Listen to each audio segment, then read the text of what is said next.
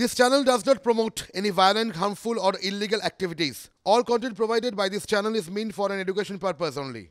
আসানসোলে আবার তৃণমূলের বিরুদ্ধে সরব তৃণমূল, তাও আবার আজ, মানে প্রজাতন্ত্র দিবসের অনুষ্ঠানকে ঘিরেই শাসক দলের ঘরে জোর কোন্দল।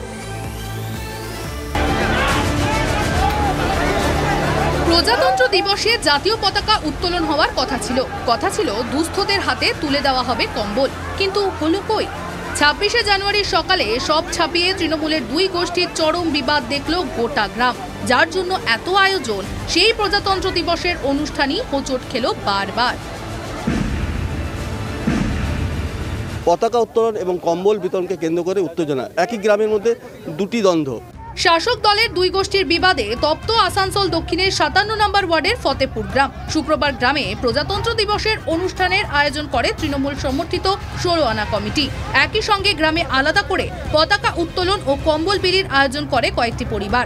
57 নম্বর ওয়ার্ডের তৃণমূল কাউন্সিলর সুমিত মাঝি, পাশের 58 নম্বর ওয়ার্ডের তৃণমূল কাউন্সিলর সঞ্জয় নুনিয়া।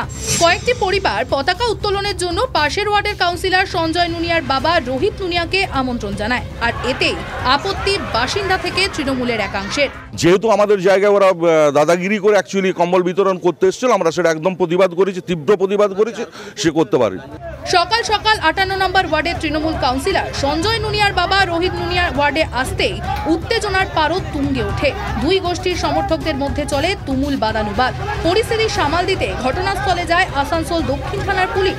গ্রামের 16 আনা কমিটির অভিযোগ, আমাদের 57 নম্বর ওয়ার্ডের নয়, 58 নম্বর ওয়ার্ড থেকে এসেছিল, এসে আমাদের জায়গায় অকুপাই করে একটা তৈরি করেছে, মঞ্চ, স্টেজ। এই ল অ্যান্ড অর্ডার প্রবলেম একটা হওয়ার সম্ভাবনা ছিল। যারা ইচ্ছা করে গন্ডগোলটা পাকানোর চেষ্টা করছিল তারা পারেনি। এবারই প্রথম নয়, এলাকাবাসীর দাবি বারবার নিজের ওয়ার্ড ছেড়ে পাশের 57 নম্বর ওয়ার্ডে প্রভাব খাটানোর চেষ্টা করছেন রোহিত নুনিয়া। যদিও যারা রোহিত নুনিয়াকে আমন্ত্রণ জানিয়েছেন তাদের দাবি, সুমিত মাঝি আমাদের কোনো হেল্প করেন না, উল্টে আমরা যদি ওর কাছে যাই তো বলে কি আমার কাছে সময় নেই, আমি যেতে পারবো না। দাদার কাছে গেছি, দাদা আমাদের হেল্প করেছে। গ্রামের মধ্যে দুটো ভাগ হয়ে গেছে। 58 নম্বর ওয়ার্ডে তৃণমূল কাউন্সিলরের বাবার বিরুদ্ধে সরব ফতেপুরের বাসিন্দাদের একাংশ। যাকে কেন্দ্র করে এত হইচই, সেই রোহিত নুনিয়া বলছেন, চিফ গেস্ট যাকে ভালো লাগবে সে তাকে ডাকতে পারে। এটা তো নয় কি মোটামুটি যে কাউন্সিলর আছে তাকেই নিয়ে সব কিছু চলতে হবে। যার ওয়ার্ডে এত গন্ডগোল, সেই 57 নম্বর ওয়ার্ডের তৃণমূল কাউন্সিলর সুমিত মাঝির অভিযোগ, বাইরের ওয়ার্ডের কেউ এসে পড়ে এখানে এইভাবে যে ফ্ল্যাগ হোয়েস্টিং করবে, এখানে যে বস্ত্র বিতরণ করবে, সেটা তো উচিত না। ইস্যু হচ্ছে যে এখানে এসে আমি যত জমি ঘর বাড়ি সব দখল করব। এত ছোটখাটো ঘটনা হতে পারে, মনোমালিন্য হতে পারে। আমি দেখছি ব্যাপারটা কি, ওখানকার কাউন্সিলরকে জিজ্ঞেস করছি। ফতেপুরের কাউন্সিলর খুব ভালো ছিল, আমি খবর নিয়ে নিচ্ছি। ওখানকার যে আমাদের ব্লক প্রেসিডেন্টের কাছেও খবর নিচ্ছি, দেখে নিচ্ছি কি ব্যাপারটা আছে। উত্তেজনা চরমে থাকায় পতাকা উত্তোলনের স্তম্ভ অন্যত্র সরিয়ে নিয়ে যায় পুলিশ। সেখানেই পতাকা উত্তোলন করেন রোহিত নুনিয়া। এলাকার বাইরে হয় কম্বল বিলি। অন্যদিকে ক্লাবের সামনে আলাদা করে জাতীয় পতাকা উত্তোলন করেন 16 আনা কমিটির সদস্যরা। দুই তরফেই চলে স্লোগান পাল্টা স্লোগান। আর এই পতাকা উত্তোলন বা প্রজাতন্ত্র দিবসকে কেন্দ্র করেও এই তৃণমূল কংগ্রেসের মধ্যেই দুটি পর্যায়ে ভাগ হতে দেখা গেল এই আসানসোলে। আসানসোল থেকে ক্যামেরায় নিরাদি শেখর পালের সঙ্গে চন্দ্রশেখর চট্টোপাধ্যায়, TV9 বাংলা।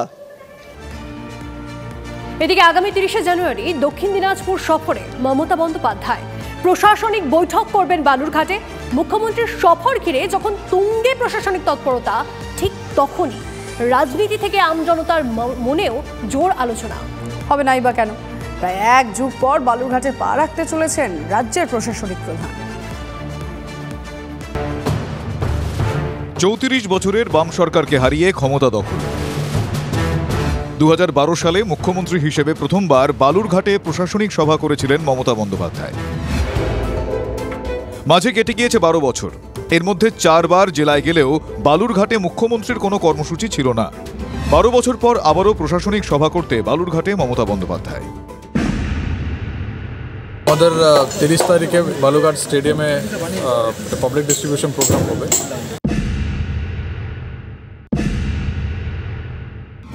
30শে জানুয়ারি মুখ্যমন্ত্রীর সফরের আগে বালুরঘাটবাসীর দাবি, দীর্ঘদিনের দাবি যে মেডিকেল কলেজ বালুরঘাটে স্থাপন করতে হবে এবং এখান থেকে শুরু করতে হবে। আমাদের এয়ারপোর্টটা কমপ্লিট রেডি হয়ে আছে, এখান থেকে একটু এয়ারওয়ে ব্যবস্থা করলে আমাদের এখানে পেশেন্ট যারা নিয়ে যায় তাদের পক্ষে খুব সুবিধা হয়। পূর্ণাঙ্গ ইউনিভার্সিটি, তাছাড়া স্থানীয় বেকার ছেলে মেয়েদের জন্য যাতে সঠিক কর্মসংস্থান হয় তার জন্য উদ্যোগ গ্রহণ করা। রাজনৈতিক মহলের মতে লোকসভা নির্বাচনের আগে মুখ্যমন্ত্রীর বালুরঘাট সফর তাৎপর্যপূর্ণ, কারণ বিধানসভা থেকে লোকসভা এই কেন্দ্রে ঘাসফুল বারবার ধাক্কা খেয়েছে। 2021-এর ভোটে জয়ী হয় তৃণমূল, 2026 সালে জয়ী হয় আরএসপি, 2021-এর ভোটে জয়ী হন বিজেপি প্রার্থী। একইভাবে 2014 সালের লোকসভা ভোটে জয়ী হন তৃণমূলের অর্পিতা ঘোষ, 2019-এর ভোটে তৃণমূলের আসন দখল করে বিজেপি। বিজেপির সাংসদ ও বিধায়কের কাজ নিয়ে এলাকাবাসী বলছেন, সাংসদ আছেন আমাদের এখানে, রেলও এসেছে দু একটা। আগামী দিনে অবশ্যই আশা করব দিল্লি এবং আমাদের দক্ষিণ ভারতের দিকে যেন দুটো ট্রেন বালুরঘাট থেকে ছাড়ে। মুখ্যমন্ত্রীর সফরের আগে ভোটারদের দাবিকে সামনে রেখে বিজেপি বলছে, প্রশাসনিক সবাই তো এমপি এমএলএদেরকে ডাকা উচিত, তো উনি তো আমাকে ডাকবেন না, তো সেই জন্য ওনাকে আমি চিঠি লিখেছি। সব জেলায় মেডিকেল কলেজ আছে, আমাদের জেলায় মেডিকেল কলেজ থাকবে না কেন? আমরা কি কম অসুস্থ হই? সরকার 1 টাকায় আপনাকে এয়ারপোর্টটা দিয়ে দিয়েছে, এবার প্লেন চালানোর ব্যবস্থা করুন, না পারলে আমাকে বলুন, আমি ব্যবস্থা করছি, সহযোগিতা করুন আপনি, আমি করে দিচ্ছি। দেখেছি প্রশাসনিকভাবে কর্মকর্তাদের, ওনাদের কর্মকর্তা বা যারা এমএলএ আছেন, এমপি আছেন, তাদের ডাকলেও তারা, যেহেতু তৃণমূল সরকারের তরফ থেকে, সরকারের তৃণমূল রয়েছেন পশ্চিমবাংলায়, সেই জন্য ওনারা এক প্রকার বয়কট করে রেখেছেন। সহযোগিতার হাত বেড়ে দেওয়াটা এবং সকলের কাছে পৌঁছাটা, এটা মমতা বন্দ্যোপাধ্যায়ের ধর্ম। মমতা বন্দ্যোপাধ্যায় সকলকে নিয়েই কাজ করেন। বালুরঘাটবাসী তথা জেলাবাসীর একাধিক দাবি রয়েছে মুখ্যমন্ত্রীর কাছে। সেই সব দাবি আজকে কিন্তু আমরা তুলে ধরলাম TV9 বাংলার পর্দায়।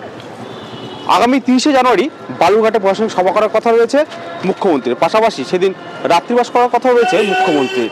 এদিকে ইতিমধ্যেই প্রশাসনিক ব্যস্ততা তুঙ্গে। দক্ষিণ দিনাজপুর জেলা থেকে রূপক সরকার রিপোর্ট, TV9 বাংলা। এবার উত্তর দিনাজপুরে নজর রাখি।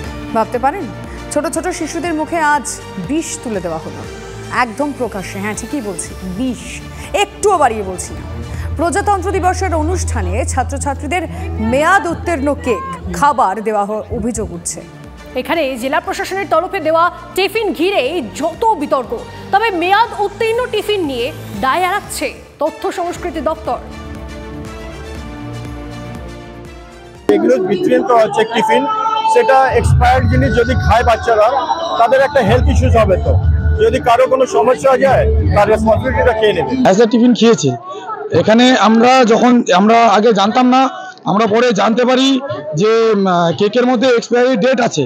এখন আমরা আতঙ্কে আছি যাতে আমাদের ছেলে মেয়েদের কোনো কিছু না হয়। এটা কাদের দেওয়া হচ্ছে এই বরাত যে এরকম এক্সপায়ারি ডেটের জিনিস দিচ্ছে সরকারি প্রোগ্রামে? এটা তো আমি ভেতরে, তো প্যাকেটের ভেতরে আমরা দেখিনি, আমাদের যেভাবে প্যাকেট তুলে দেওয়া হয়েছে অথরিটি থেকে, সেইভাবে আমরা আপনাদের হাতে তুলে দিয়েছি। জানিয়েছেন এখন তো ধরা পড়লো, জানিয়েছেন? জানাবো এখনই। অনেক তো বাচ্চারা রয়েছে, অনেক মানুষ রয়েছে, তাদের কাছে যাচ্ছে, জানতে পারলাম, আমরা যথার্থ জায়গায় জানিয়ে দিচ্ছি। এদিকে ফের কেন্দ্রের বকেয়া নিয়ে হুঁশিয়ারি মমতা বন্দ্যোপাধ্যায়ের। আগামী 7 দিনের মধ্যে কেন্দ্র টাকা না দিলে বৃহত্তর আন্দোলন হবে। সূত্রের খবর, ইতিমধ্যেই এই বিষয়ে বৈঠকও হয়েছে। আন্দোলন তো আগেও হবে শুনেছিলাম, দুর্গাপুজোর পরেই আন্দোলন হবে, 5 লক্ষ মানুষ দিল্লি থেকে গোটা দিল্লি অবরুদ্ধ করে দেবেন। তো রাম পুজোও তো পেরিয়ে গেল, দুর্গাপুজো তো দূরের কথা, আন্দোলন তো দেখলাম না।